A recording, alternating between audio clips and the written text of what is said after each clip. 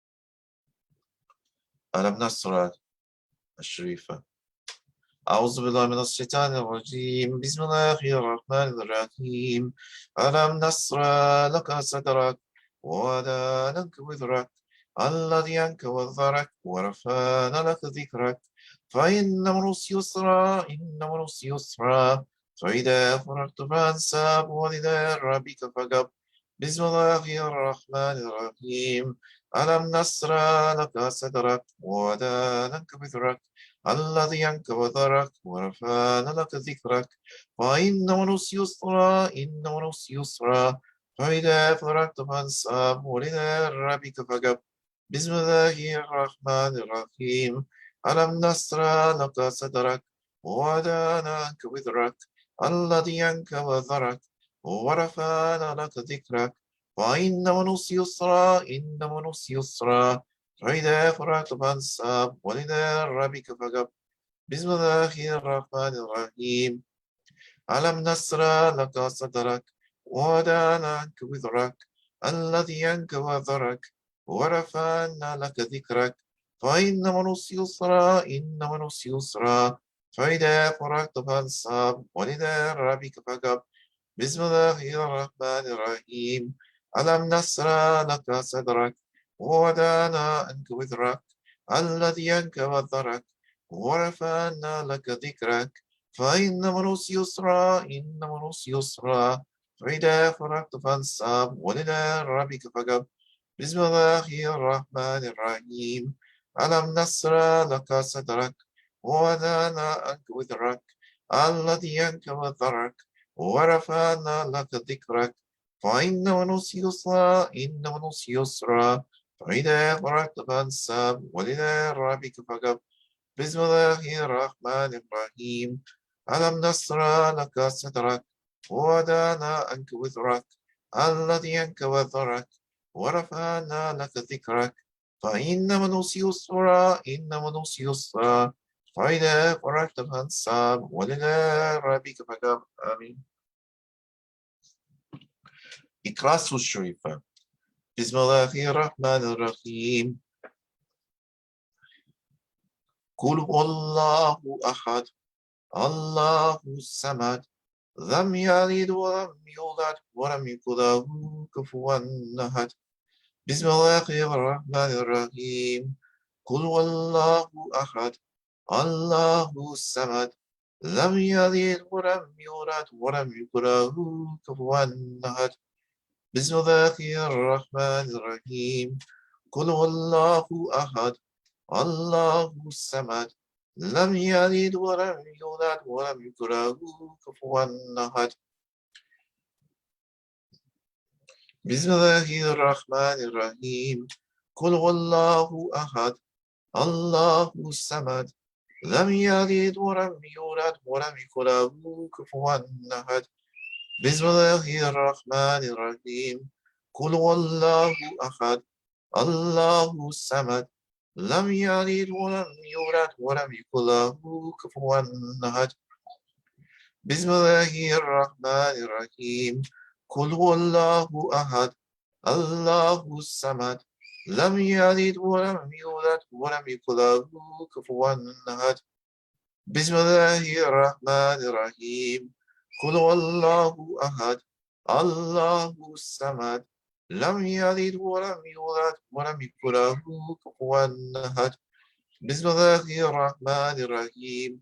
قل هو الله أحد الله الصمد لم يلد ولم يولد ولم يكن له كفوا أحد. بسم الله الرحمن الرحيم. قل هو الله أحد الله الصمد لم يلد ولم يولد ولم يكن له كفوا أحد. بسم الله الرحمن الرحيم. قل هو الله أحد الله الصمد لم يلد ولم يولد ولم يكن له كفوا أحد. بسم الله الرحمن الرحيم. قل هو الله أحد الله الصمد لم يلد ولم يولد ولم يكن له كفوا أحد. الفاتحة الشريفة.